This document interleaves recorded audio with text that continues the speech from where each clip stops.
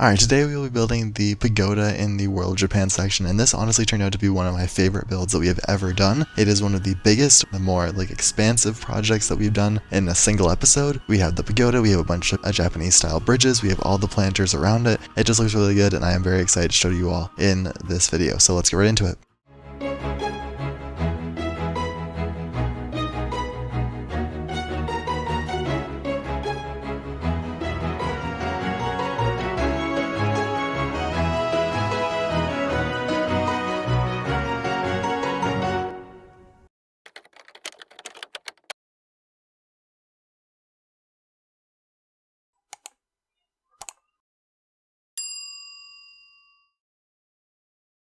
Alright, so hello everybody, and welcome to another episode of OakWood Zoo, the World of Japan. This is the second World of Japan episode. In the last episode, which was about a week and a half ago, I believe, we did a little mini episode where we built the entrance to the area. I made the little kind of, I forgot what it was called, it was a I think it was a torii. I still don't know if I'm pronouncing it right, but anyway, we made the torii, which is basically that kind of entrance arch, as well as some huts or some kind of over shade structures, I guess, in the Japanese theme. So I did change a couple things about that area. Like I changed the green roofs to black roofs to shade the color black, just because I saw a suggestion from someone in the last episode that was like, it would be more authentically Japanese style if I changed it to black. I took the suggestion and I went in and I changed it, and I thought it looked pretty decent. I think I personally prefer the green as a style choice, but I think it's more, the black is more suiting of the Japanese style and architecture. So I think it worked, and I think I did keep it with the black and the red. But anyway, that is not what we're here to talk about. Today, we have a very big build ahead of us, and we are only fitting it in less than half an hour episode, so I'm very surprised by that. But today we are building the centerpiece of this entire section, the pagoda in the World of Japan section. The World of Japan section we have talked about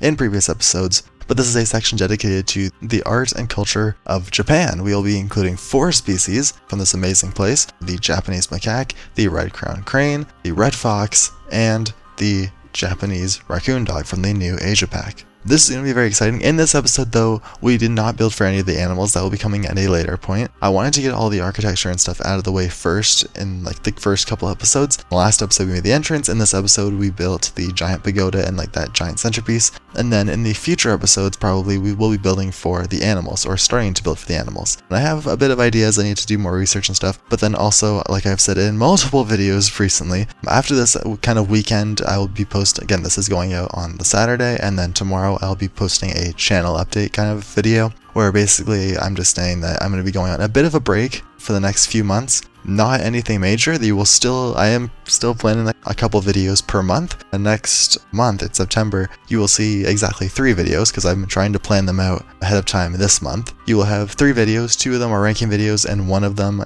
is a very special video that I am very proud of, because it took a lot of editing to do, and I think it turned out very well. So I'm very excited for you guys to see that one. That is coming, I believe, next weekend, the first weekend of September, so that'll be very interesting. But yeah, I'll go over more stuff, more details in tomorrow's video, but basically this was going to be the final big episode, the final crucial episode of this series so far. We will be building for everything else. I am not abandoning the series at all, but there will be a lot slower consistency of making these videos. So you may see the next episode posted next month, but you may not. So I just want to put out a precaution that it'll be kind of up and down of what videos come out when, and I'm just saying that my schedule will probably not be as consistent. But in this episode, we should probably stay on topic here. We built the pagoda, and this is honestly, this is one of my favorite buildings. And it started out as something a lot more simple, and I tried to, it took some tweaking with the first kind of getting it going, because I tried, obviously with the towers, you start with the base and you work your way up. So I started with the wall design, which is obviously the hardest. And with the thing with these kinds of buildings is that it does get easier as you go, because as soon as you make that first base,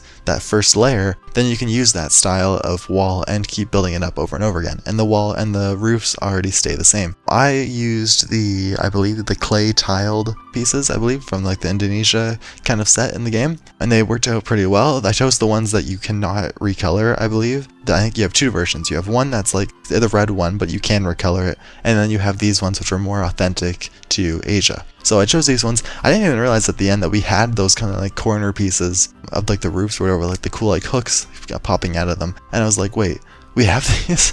So I quickly, at the end, I put them down all around the pagoda and all the roofs and stuff at the end.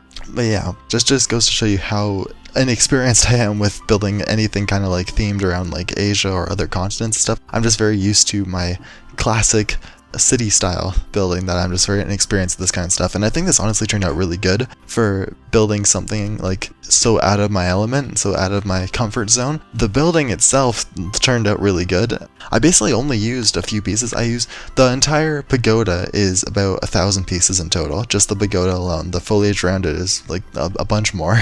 But the building itself is about 1,000 pieces, but I only ever really used like maybe 5 different pieces. You have all the roof pieces, which are just, I count that as one thing. And then I used plaster and concrete for the actual walls. Like I used concrete to lay it out and then put plaster over top of them, like the white plaster to give it more of like a finished look. And then I used my main piece that I used in like all of this was the beam from the Twilight Pack, the square beam from the Twilight Pack, that I used different sizes of them, and then I used that. I don't even think I changed the color of it, I just used it to make different designs and patterns in the walls, and it turned out really nice. I thought it was very simple at first, and I was like, this doesn't look that good at first, like making the first layer, so I'm wondering if that's gonna like actually look good in the end. But as I kept building it up, I got more excited about it, and it was weird because I did this to like approximately probably a week to finish, to do like as it was, and every time I would log on, I usually log on every night to do a bit more. I was like, I don't really know if I want to do this anymore, because it just looks, the layering and like the patterns and stuff doesn't look good. But when I actually logged on and started building in it, I was just locked in, and I just kept building and stuff, and kept building the layers up.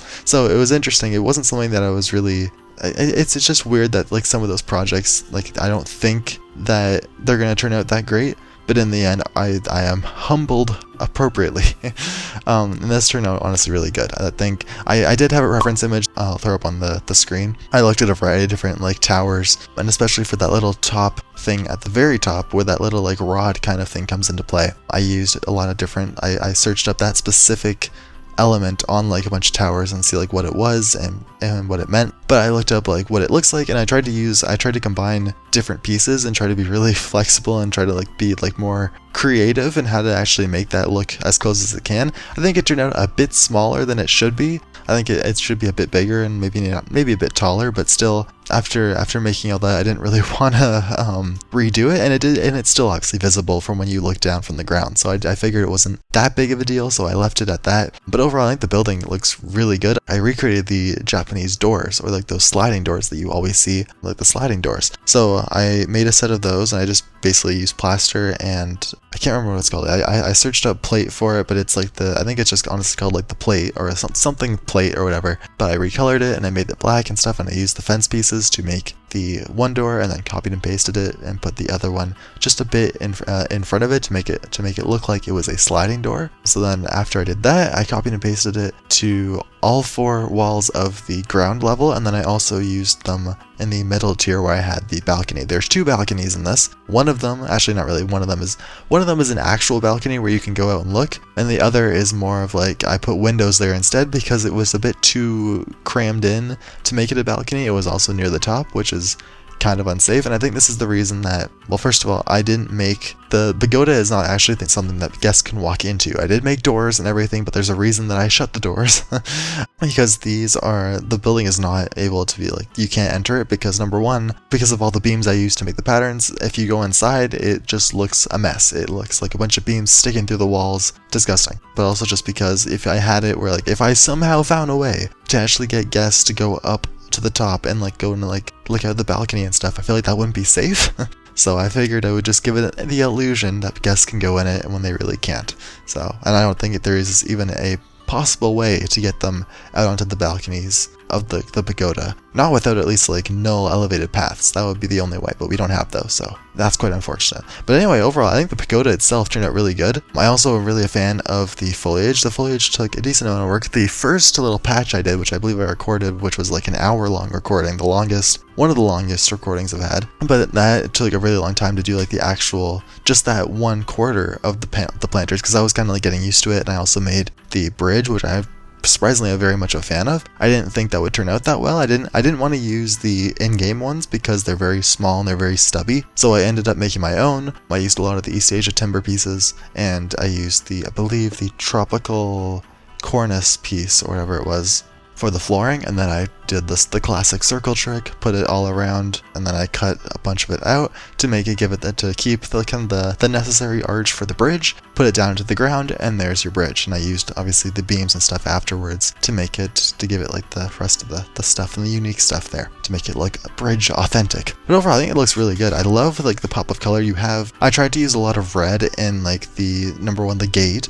but also in the bridges. So then you also have the building, which doesn't have to be red, and it's more like white. Now you might have seen, if you follow my Instagram, and I will pop it up here, but you might have seen the image that looked like this, which was the pagoda after I finished it, and I covered each roof underneath in string lights. And while it looks really cool, that is one of like the coolest shots I've ever took. That almost broke my game. Each string light is very small. It's like 5 lights each, and they're very tiny. So I would say probably on each layer there was about 100 lights, which doesn't seem that bad. Again, with any regular piece, going above like 1,000 is probably a bit of a stretch, but with lights it's a bit different because again, once it turns dark, all of them have to light up, and that changes the pixels and the graphics. So if you have 100 on one level, and then I had like 6 levels, that's like 600 string lights, and they're all different colors. Like I'd made them slightly different colors, like some are white, some are red, just to not give it like the Darth Vader kind of look with them all being red. But it was just way too complicated for the game, for my computer to handle. So I knew that wasn't probably not a good idea to keep that. So I got rid of it, or I took a couple pictures to make it look cool, because it did look kind of cool. I managed to get rid of a couple layers of lights to make it look a bit less revolting with the graphics.